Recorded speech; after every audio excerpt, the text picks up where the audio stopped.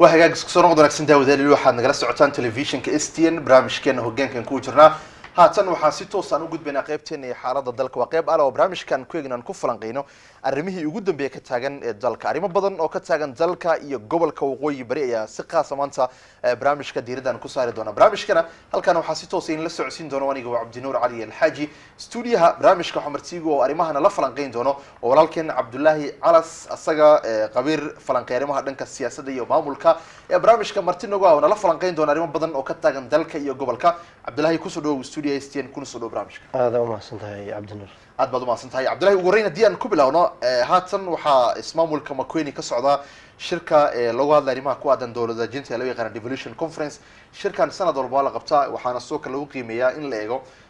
محقق صوم إلا هاتن مركز اللي أريمها كوادن دولة قبلت كما ديفولوشن مركز سيجنو وأنا السجال سنة جوايا لمريا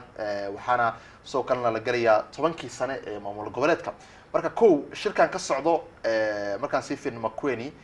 سيد ورقتان مد لبعض أرنتان معمول قبلتك جودهان ودن كنا ملاك فايدة مسوا سيدان أدبا ما سنتهي عبد النور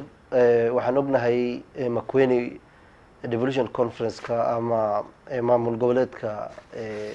كسعودة يسوع تجا معمول قبلت هذا أما معمول كا أود باهنتا سيد لو يغانو ومركز تضوات أو أي كسعودة ودنك وعدوكتي لو وجه ريال باجية إذا لو laga dhaliilay xag covid-ka iyo arrimahaas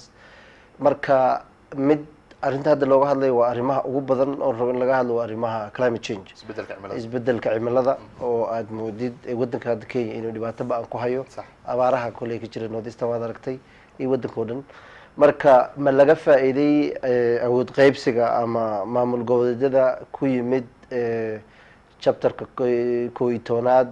cutubkiisa 174 constitution Kenya ما كويمد ما لقى فائدة أدبر لوجو فائدة وحال لوجو فائدة إن لهله إن كودارك الدستورك إن دتك كقريب قلان أو تغيب سجا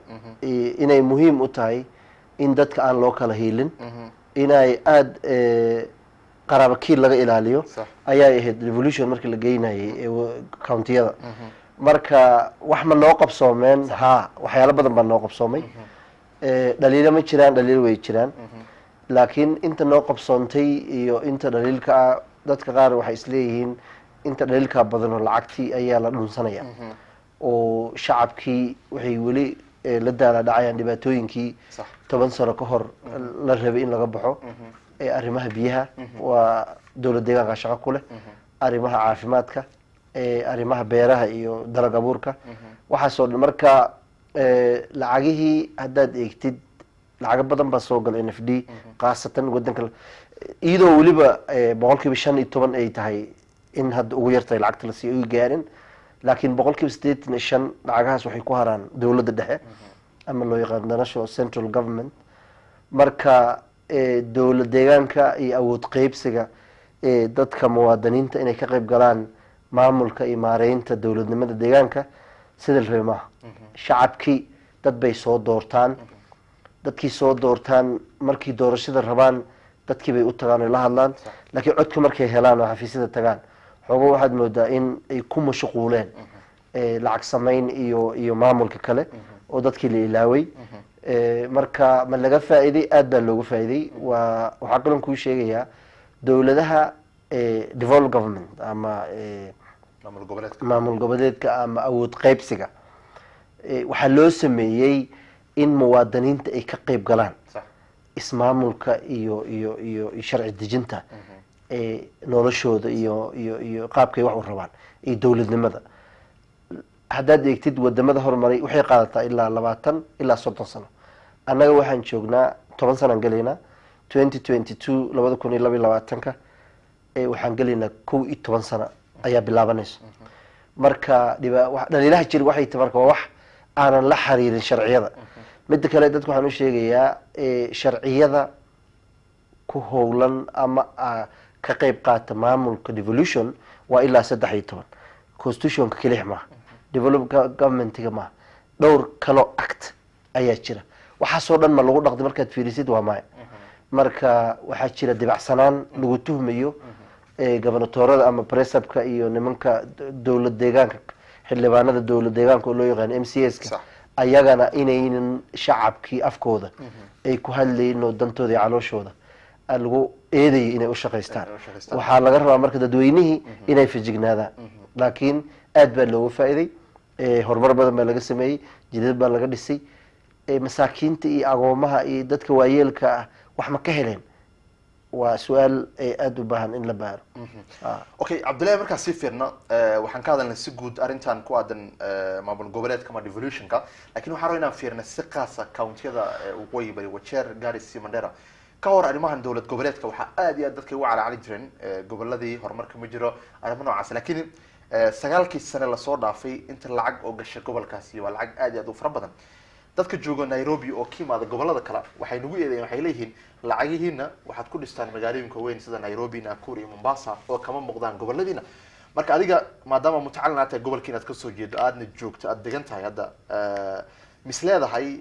saddexda county arrintan maamul goboleedka ama devolutionka waa laga dareemay isbedelkiisa mise lacagta dadka oo bajeeb ku gashay lacagta waa la dareemay laakiin su'aasha jirta waxay tiyaa dareemay ismaamulka isbedelka waa la dareemay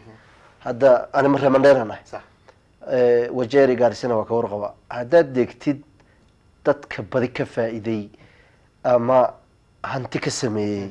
ismaamulada waa governaha iyo PS-yada iyo wasiirada iyo dadka calaaqaad kale leh oo loo heelinayo waxa loo yaqaan political patronage in dadka aad dadka ka jeclaysatid marka hadirtan Mandera camal waxa ka jirta su'aal isweydiiyo tahay haddii waxaanu guri waxaanu laami la dhisay masaakiinta maxaa loo qabtay maxay culimadii baa masaajida ka hadashay marka waxa jira eedeyma ah nimanka governatorada iyo nimanka la shaqeeya dhibaatada jirta waxay tahay dadka shaqada la siiyay uma arkaan ayaga inay shaqaale u yihiin reer Mandera waxay u arkaan ama reer Wajeer ama reer Garis waxay u arkaan inay u shaqeeyaan governatorka shaqadii lagu siiyo mid koobaad dad waxa lagu siiyay aqoon iyo karti adiga leedahay وهدي واحد مركو ربع أي فيا عدالة نمي أي شرط لكن نينك قبلتور كأه أنك سوقاننا من دار أنا لا أدك أن دجنا هاي وأن شو أنا حاس كيد نستعمل كش غيسا أنا أكاونتينج كش غيها لعجها سوقرة وديفلوبمنت تجاه مركي لقى شراء لعجته نرت وإلا سدحيتهم بالنهاية ياي واحد budget ka ugu dambeeyay 3 bil wax baa la jira marka hadii laga gooyo qarashaadka iyo mishaarka iyo retirement package iyo insurance waxa dhan laga gooyo waa lacag 6 bilyan ku dhow Mandera waxay leedahay hubi beeraha wax ma soo saaraan macnaheedu waxa weeye marka dadka cunada iska ma kaafin karaan cunada dadka day iska kaafin marka dhibaatada ay leedahay waxa weeye waxa ku dhacay macaluul ama wax loo yaqaan malnutrition macnaheedu anaga isku ma filin dadkii lacagna ma haystaan waxay ku gataan marka badarka badi wuxuu ka yimaadaa Ethiopia iyo Soomaaliya tamaandhada iyo yaanyada iyo baradhada waxaas waxay nooga yimaadaan mooyaal waxa aan anaga beeraheena ka soo bax laguma filna macnaheedu waxa marka maalgashi laguma sameyn illa dhowr irrigation ayaa laga sameeyay Mandera waxa kama soo go'an lacag badan waa la geliyay marka shacabkii waxay la daala dhacayaan dhibaatooyinkii aas ku ahaa in la keeno dawlad goboleed ay wili daala dhacayaan waxaa jira hiilin qaraabo hiilin iyo dad jeclays fara badan marka wajeer hadeeta waad aragtaa xaaladeeda siday tahay abaara fara badan baa ka jira calaacalkii baa jira markii reer Kenya inagu eedeynayaan marka lacagaha halkan bay ku soo noqonayaan waa run nin kastoo governor ah nin kastoo senator ah nin kastoo xildhibaan ah Nairobi guri ka gatay wax dhex degan dadkii Mandera waxa maleynaa hal ama laba MC ayaa degan sodonkooda siday u badan yihiin xildhibaanada waxaan ogahay on ninka laga soo doorto Banis inaad reer u degan Banis iyo Taagaw qaar intay u degan Abdulnoor umad ma maamuli kartid umad mas'uul kama noqon kartid hadaadan dhex degnayn marka prioritiska ama waxyaalaha la siinayo doorka ayaa ah wax kasto lacag laga sameeynayo haday tahay jid lacag baa cash baa laga helaya haday tahay dhismo cash baa laga helaya biyo gelinta Mandera weli way socotaan laakiin way la daala dhacaysa laakiin 9 sano kadib ani guriga aan degan magaalada Geneva la ku yaala waxaan shubtaa water buzzer iga qaato 2500 maayel hubigaan u dhawaay laakiin dadka xaafadaha buuliimbi jira 3,500 ay ku gataan 9 sano kadib macnaheedu waxa weeye marka ninka gabanaha Mandheera ka ah priority uma ahayn kow cunnada inuu naga kaafiyo biyahan uu naga kaafiyo caafimaadka wax baa laga qabtay dhaliilo badan way jiraan dhismooyin wadooyinka waa la wada furay laakiin su'aasha la isweydiina waxa weeye marka wadadan la furay ama Baanisa ama Mandheera value dad ka soo galay maxaa soo go'ayo dalaga maxaa soo go'ayo badar maxaan isdhaafsanaynaa oo dadka ay lacag ka sameynayaan waa waxbo macnaheedu waa marka jidka aad dhistay wuxuu anfacayaa ninka gaariga leh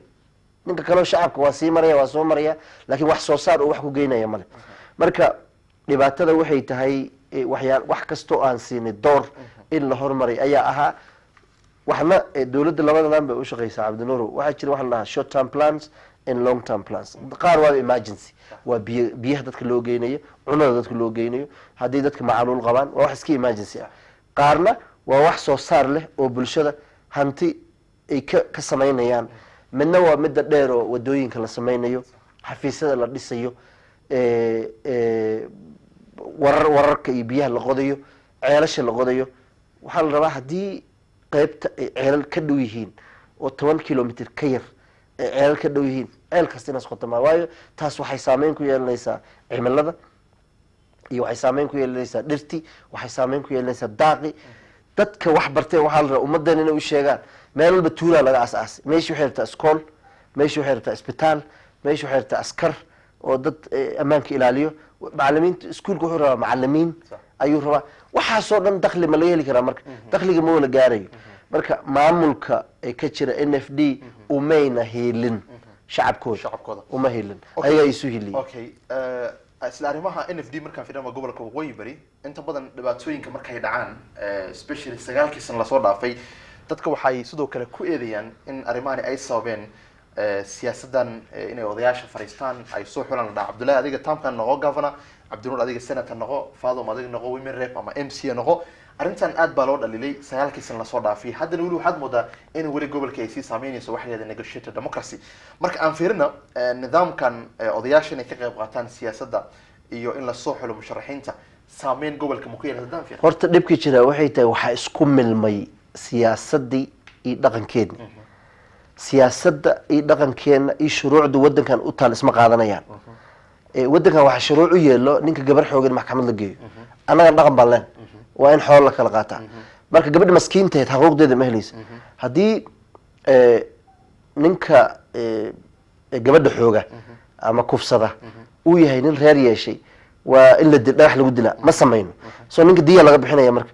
maxkamadana kuma jiro dadku waxay ogyihiin marka waxa isku milmay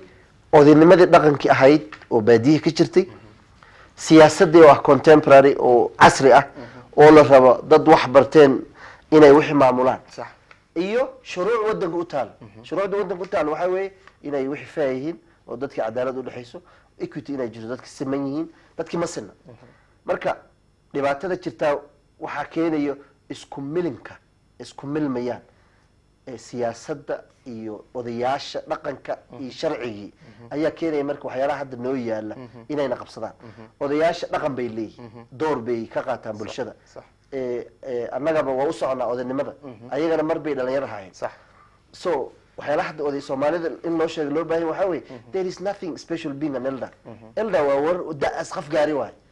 ana Cabdullaahi Cali Sadaan 70 gaarin ma awoodo marka si 70 jirkan ku dhaqdo laakiin 70 jirkan marbu ilmo aha si fiican so waa generation wax u dhiibay waxa loo baahan waxa weeye anaga oday macna ma sameynayso ada oday tahay marka odaynimadaada marka ma oday isku filin oo gaari wato guri loo lacag loo odaynimada looga yeerayo garta goyn iska laabanaa tahay mise oday jeebka loo buuxinaad oday nooceed laftirkaaga waa in la is weydiiyaa marka dhibaatada jirta waxay tahay odaynimada haday tahay odaynimo ninka odiga uu ku goosanayo hanti ama uu rabo in loo dad jeclaysi loogu sameeyo inankiisa ama inantiisa shaqo loo siiyo taa odima taas waa gaadley iyo barokanimo odiga waa nin isku filan waa nin isku kalsoon waa nin cadaalad ah waa nin ilaahay ka cabsanayo waa ummad dad ixtiraamayo asagana la ixtiraamayo ninkaasi marka waa nin hadafka dadka ay leeyihiin intuu eego jaha u jeedinaya dadka kaasaa oday ah laakiin mid ka Nairobi inta la keeno hotel la saxiyo lacag la siiyo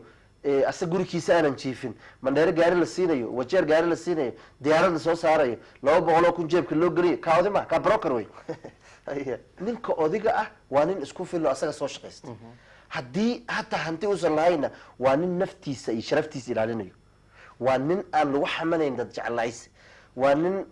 eegay ilaahay wuxuu quraanka noo in allaha la yastahi min alhaq yani ninka qafool ilaahay haduu cadaalad anaga noo ilaahay xaq xishoonayn ana hada xaqiiqan ka xishoona ma marka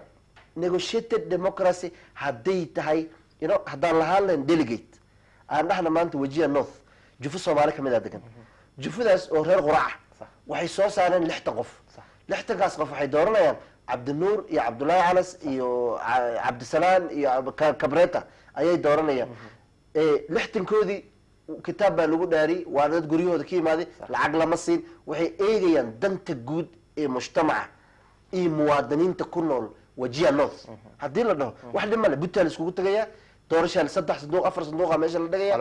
dadkii reer qurac anagana dooranaya cadaalad waay haddii marka anigoo reer qurac ka tirsan ay reer qurac ay doortaan cabdinuur waa qanaya maxay lacagna meesha ma jirto gawaarida loo diray oo guriga la geystana ma jirto 40kaas qof 60kaas qof ninka hela 20 ka badan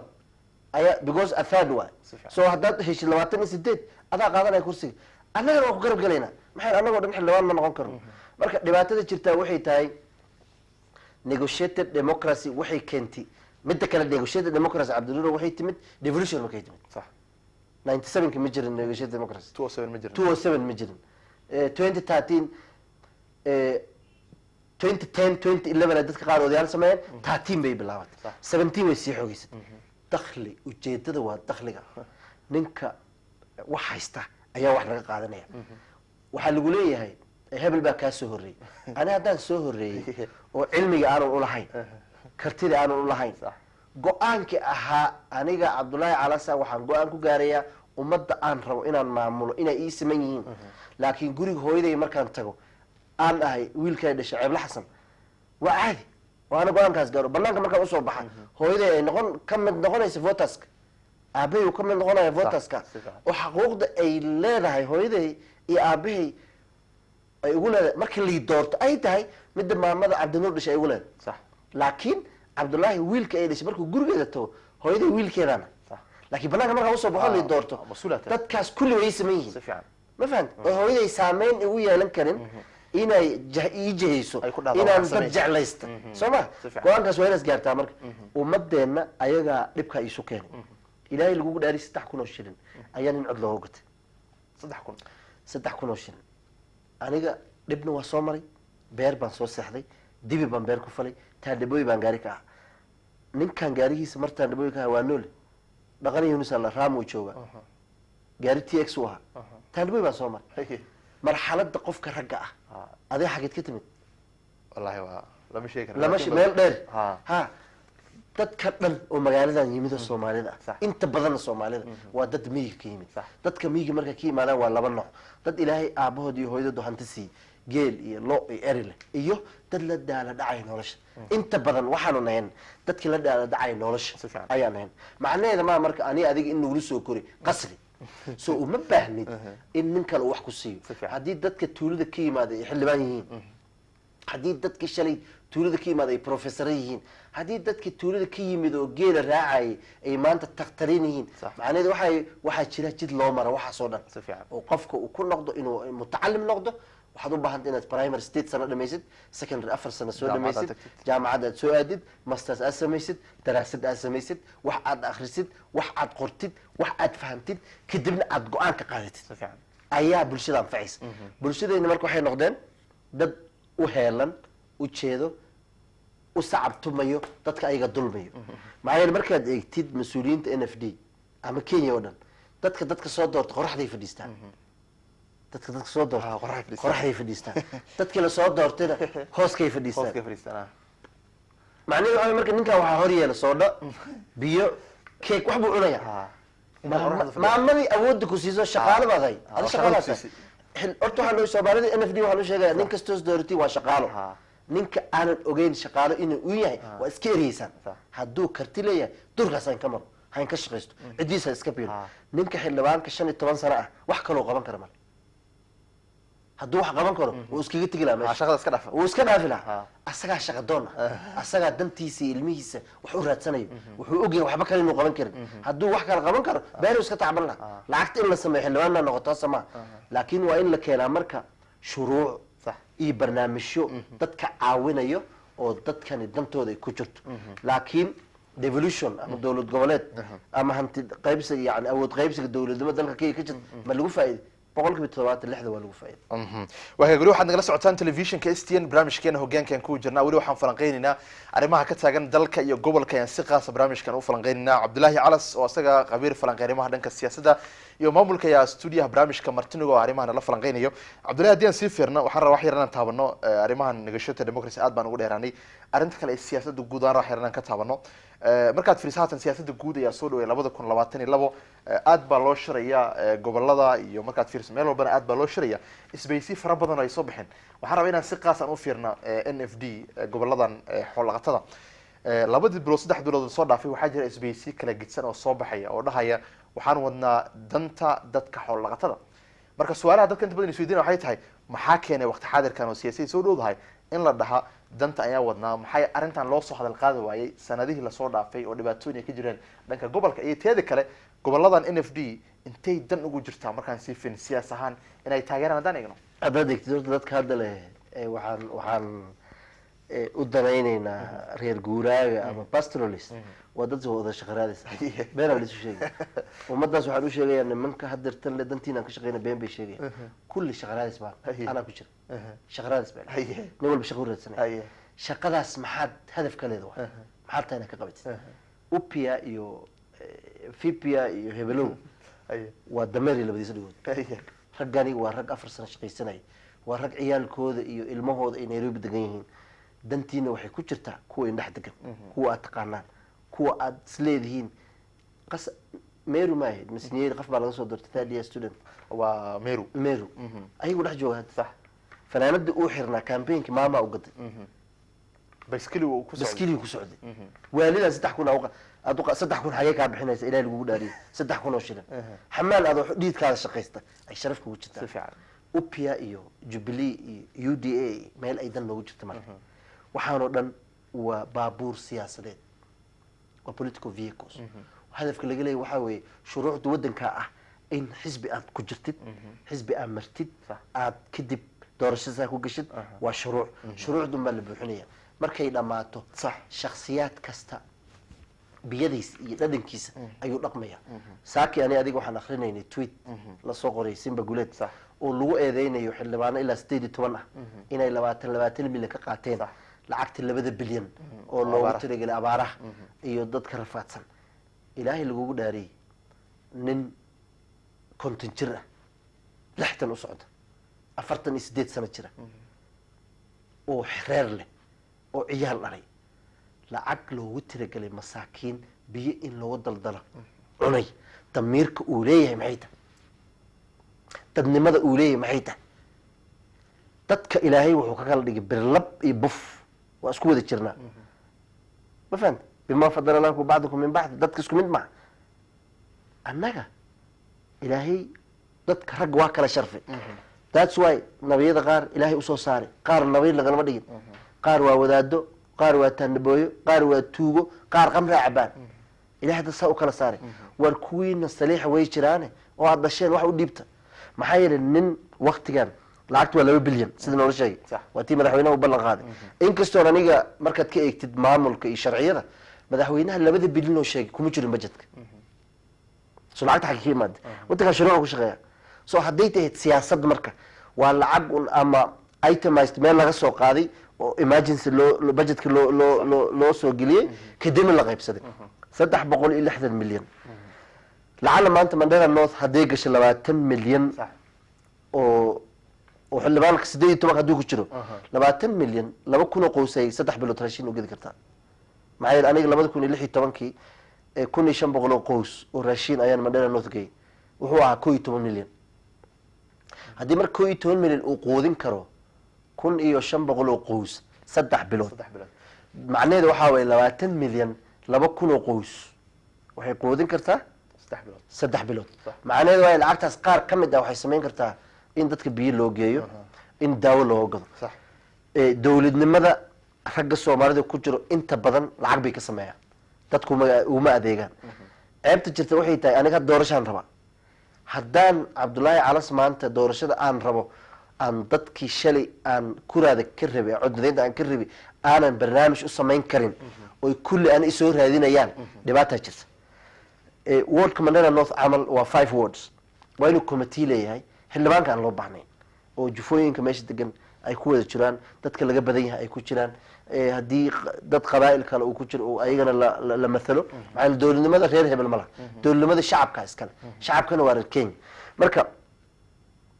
baliish waxay ka imaadaysaa dadka xildhibaanada loo dooranayo dadka mas'uuliyiinta loo dooranayo inta badan ma rabaan inay sameeyaan awood qaybsi ma rabaan tuulooyinka inay awood yeeshaan ayagu baa la soo wacaya telefoonkaada 20 kun u geli 10 kun u geli 5 kun u geli 100 kun u geli ayay rabaan marka taas ayay satisfaction ayagu ah laakiin ninka isku filan oo ilaahayna ka baqayo dadnimadiisa iyo heybadiisnimada u qaaday inuu yahay qof asagana wax qabsan kara ummadana wax la qaban kara haduu yahay qofkaas waa qof maamul buu u sameeynaa wuxuu u sameeynaa local committees ayaga shaqaysanay ummadan uma baahna relief loo geeyo iyo water tracking uma baahna barnaamijyo ayaga ka qayb galeen oo ay la imaadeen oo adigana aad ka caawisid ayay u baahan yihiin marka negotiated democracy see what so arrintan oo siyaasiintan oo simaanay iyo waxba soo ma korinayso konton iyo 8 sano Kenyatta markuu madaxweynaha waddankan ilaa hadda cudur baa laga calaalay sinaan xuma laga calaalay saboolnimo iyo waxa laga calaalay waxa yeelaysa arrimaha asaasiga dawlad dhaqankeena iyo dawladnimada waa kala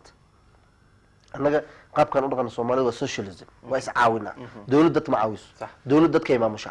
it governs people it provides platform yani waxa ku siinaysaa cimilo ama environment aad wax ku qabatid amaan wadooyin isbitaal biyo dawladda waxay ku caawinaysaa marka dib ku jirto emergency amal laakiin dadka waa inay daawada lacag bixiyaan dadka waa inay canshuurta ay bixiyaan so dawladda ma aha relief food dawladda waa maamul iyo qorsho iyo maamul iyo sharci dejin dadkan anfacayso ayagana kala celinayso annagana dawladda laga celinayso that's why aan dastuur u qabnaa dastuurka Kenya ani adiga waan kala celinaya annagii dawladda waan kala celinaya dawladda annagu naga celinaya waxa loo sameeyay waxa weey inaan kala badbaadno that's why maanta studio qaf intuu iska soo galo alaabtan ma arursan karo hoos ma dhaafay waan xiraya maamulka marka dawladda waxa loogu talagalay inay dadka maamusho inay dadka qoodiso loogu talagalay dadka ayaga raba inay shaqeystaan qaabkay u shaqeysan lahaayeen iyo faa'iido waxay ka helayeen iyo waxay u baahnaayeen oo mashruucina dawladda laga rabaa marka shacabkeena isbahaysidan 8 bilood doorasho ka dhimanta soo baxay waxba nooma soo korinayaan shacabka laga rabaa inay isku tashtaan okay dadka qaar calas waxay qabaan waxay leeyihiin gobol kasta uu leeyahay xisbi gaar u ah iyo qof hogaamiye oo la dhaha kingpin marka waxay leeyihiin goboladan xool laqatada maxay u sameeysan leeyihiin xisbi gaar u ah iyo qof ayagoo hogaamiye oo kingpin oo ayagu u hadla arinta dooda marka la soo qaaday oo xisbiyadan isbahaysidan la bilaabana dadkii NFD mas'uuliyiinta qaar waxay isku khilaafeen aniga inta hogaaminaya adiga hogaaminaysa aniga ka number badan arrimahaas way jiraan balan fiirna arrintaasi iyo hadalaynta ka dhalata daanay horta kingpin haduu waa nin shaqaale ah asaa mishaar la siiya so favor u sameeyay ma jirto haday tahay aadan ducaalo haday tahay hebel keenan haday tahay Bashir Abdullaahi haday tahay Cabdi Muudo haday tahay Rashid Qaasim kulli shaqaalayaal waa ayaga mishaar qaata so waxay kingpin u yihiin waxaas qofka marka iska dhaadhico hoosan ahayn dhibaato badan ba jirta way jiraan rag codkooda loo maqlo oo ummadda markii la dulmay u hadlo waxa kamid ah aadan ducaa bar ducaan oo rag had u cadcada dadka laga soo doorto NFD taasna waa go'aan asaga u gaaray maxay leeyahay waxyaalaha qaar waxay u baahan yihiin dhiirnaan fara badan inaad ama madaxweynaha la hadashid ama dawladda isku taagtid ama adigoo xuquuqdaada og dawladda la hadashid cod kula hadashid waa dhiirnaan ragnimadaada ay tahay waxay qabiilkaada ku siinayaan ma midaan ah NFD maxay u laadahay xisbi ama tag hogaamiyo anaga jifooyin ba qabiilkeena Soomaali waa qabiil la dhahaa reer ogaadeen iyo reer dagoodii reer ajuuraan male waxaan kulli Soomaali waa annaga waxaan ahay jifooyin iyo family iyo reero Soomaalida degan marka NFD waxay u kala qaybsantay jifooyinka waxay u kala qaybsameen dad wax haysta iyo dad wax haysan dadka wax haysta waa kuwa siyaasadda xukuma dadka masaakiintana waa kuwa ayaga cod ka rida hadaynan marka raggani ay iskugu imaan warnamayahow 18 baa lasoo doortay, nominated baa jira, 9 MCA baa lasoo doortay, 18 baa ilaa 56 baa nominated ah, senator baa jira. sidee baan gobolkan wax ugu soo saarnaa? waa inay ku dhisan tahay cilmi iyo cilmi baaris. North Eastern waxay u baahan tahay horumar ku dhisan cilmi baaris,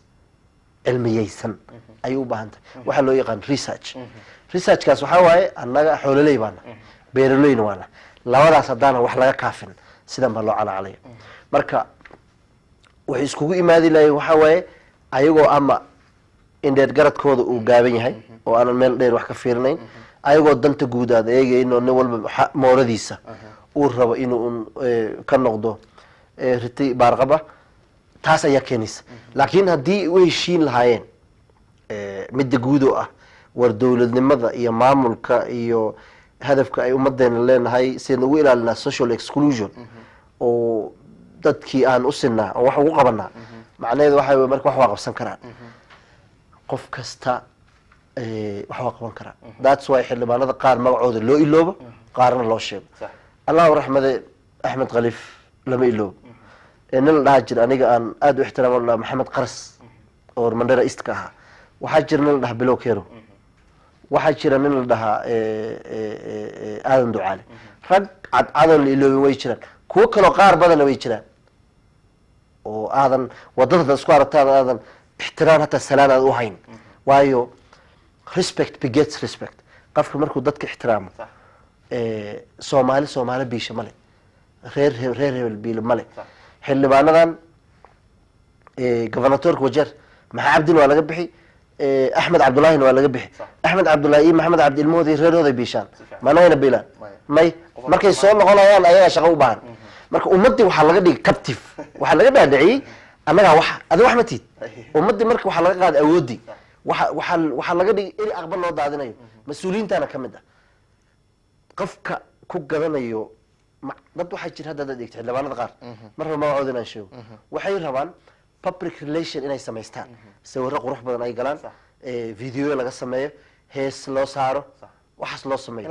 in la amaano. ninkan waa wuxuu qabaa waxbaa ka dhiman. nin rag in la amaano maaha. ilaahay baa ku abuuray, ilaahay baa islaan kaa dhigay, ilaahay baa sharaf ku siiyo adoo complete ku abuuray. nin kale inuu ku amaano uma baahnid. ragga waa inaad isku amaantaan runta, cadaaladda iyo aaminnimada. ninkan waa aamin, ninkan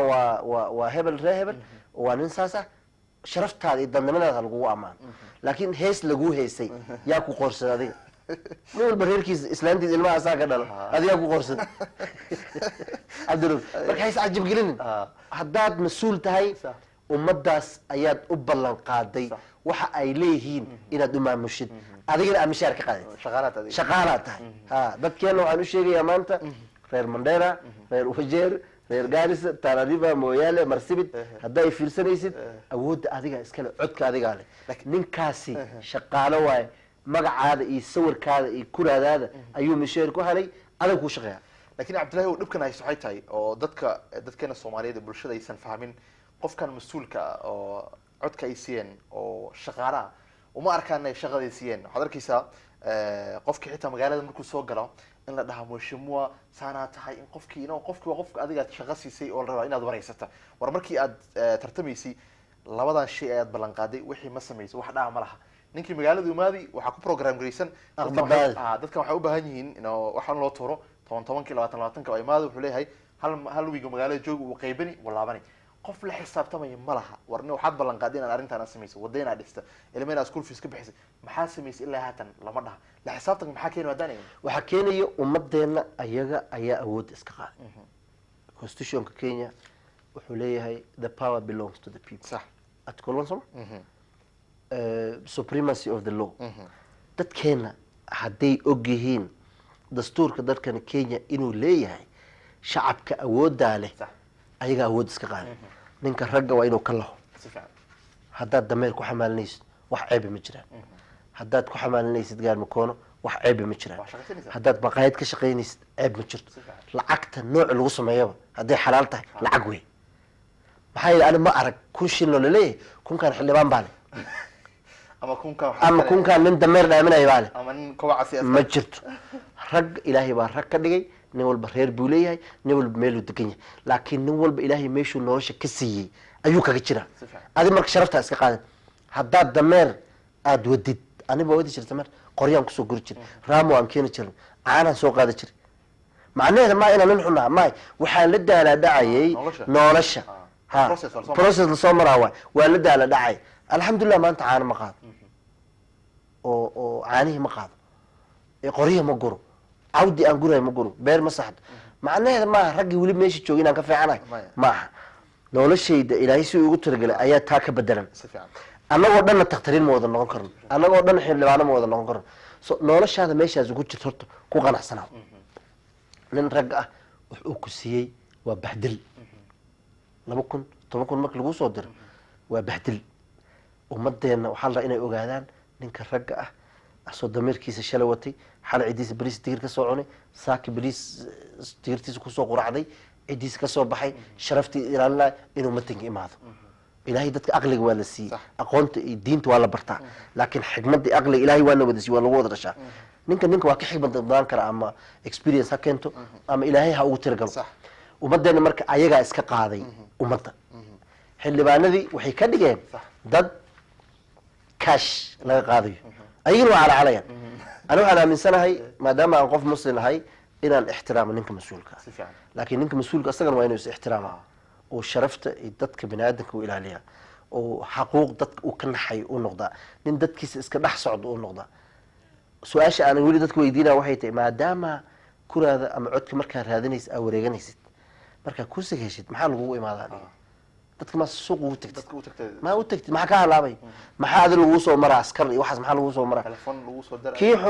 ninkii iska yaraayo masaakiinkaayo gaari ku ordaayo wax raadsanayso ma tid oo dad tuugaayo dad waxaa ugu liita nin kuraa tuugaayo shaqaysiyaa le maxaa ii su'aalay marka kursigii markaa heshay markaa kursiga dadamcudaayo haddaad wax qaban lahayd marka uma baahnid dadkan inaad u cagajoolaysid waa inaad runta u sheegto oo dhahdaa maadaama arrintan saanaan u bilownay saan baan u wadaynaa hebel iyo hebel iyo hebel idinkaa doortay saan baan wax ku wadaynaa telefoonka faraha badan iyo lacag ani lacag haddaan lii doorto maanta 10 shilin ma bixinayo 10,000 awoodkayda ake 10,000 oo kuraa oo qof oo ku dooratay lacag ma la gaartaa sababtaas marka qaarna u siinayn maxay soo inaad mashruuc u keentaa tuulada dadka jooga waa inay samaystaan committee imaamyada iyo masaajidada 10 masaajidaa ku taala soo ma 10kooda hadii 3 qof oo committee la soo baxa macallimiinta iskuulada dad committee la soo baxa dadweynaha shacabka dad maamooyin iyo dhalinyar in taageerta oo waxaan in maamusho la soo baxa wixii aad dhax keentid adigana mashaarkaadii Allah waskaad ka qaadatid waad ka maamuli kartaa laakiin dadkii rabtaa inaad adiga is cajab gelisid lacag hal milyan soo qaadatid cawada aa qaybisid raashinka mid adig ka imaad haduu yahay oo aad biyo geyn rabtid oo aad raashin geyn rabtid oo aad nafsadaada ka imaad dhib male laakiin mid dad ku gadanaysid dadka ayaga kalifayo dadka hala xisaabtameen hala dhaha geedka hoos fadhiiso horta maxaa taqaanaa adiga dawladnimada Kenya maxaad ka taqaanaa cilmigaada intiis la egyahay waxbarashadaada intay la egtahay intaas ka soo shaqeysay yaa ku aqaan yaa ku dhalay halka loo fadhiis ay qortaan dad wax bartaa jira wana cilmiga dhulka joogo la qoro kadibna qofka saa shaqada lagu siiyo laakiin nin shaqaale dad shaqaale la siiyay inuu is cajab geliyo ceeb waay gartay Cabdullaahi intaan barnaamijkan ka bixin arrinaan rabo inaan ku noqono oo ku saabsan dhanka abaaraha waxaa maanta baraha bulshada runtii aad iyo aad u qabsaday qoraal uu soo dhigay boggiisa Twitterka barasaab ku-xigeenkii hore Isiolo Simba Guleed Maxamed Simba Guleed uu soo dhigay Twitterkiisa waxa uu ka hadlay leeyahay lacagtii loo targelay abaarta 2 bilyan ee shilinka dalka uu leeyahay waxaan helaynaa warar uu leeyahay intuun u jiro in lacag 2 bilyan in xildhibaanada way bari inay lacagta ay qaybsadeen qaar ka qaateen marka arrinta markaan sii fiin hadalay badan ay dhalisay marka qofka soo qoray fariintana qof yar maaha qof runtii ixtiraam bulshada Soomaaliyeed ka leh mas'uulna markaan sii fiirna waan la hadlaniga Simba waan weydiiyay wuxuu dhahay arrimahaasi tuunkaas ayaa jira horta waan arrin runtii culeyskeeda Cabdullaahi markaan fiirna dadku waa dhibaataysan yihiin 2 bilyan waa lacag aad u fara badan dadka lagu caawiyo waxaa la sheegay haddii waxaan la sheegay ay run yihiin oo wixii jir lama aqaana waa arrin culeyskeeda leh soomaha boono dadkan lagu eedeeyo oo lagu tuumaya inay soo baxaan ay sheegaan nimiyow waxa ma jiraan lacagtii sida loo targelay loo bixi soomaha boono bedelkii arrintan ay inoo haddii horta 27 saac oo soo socda hadday xildhibaanada n f d ka imaaday khaasatan kuweena ay ka jawaabi waayaan si fiican dhegeyso 27 saac oo soo socota haddii xildhibaanada n f d ay ka jawaabi waayeen eedeyntan run baan u qaadanaynaa haddii ka hadlin hadday jirto danaada lama ogola laakiin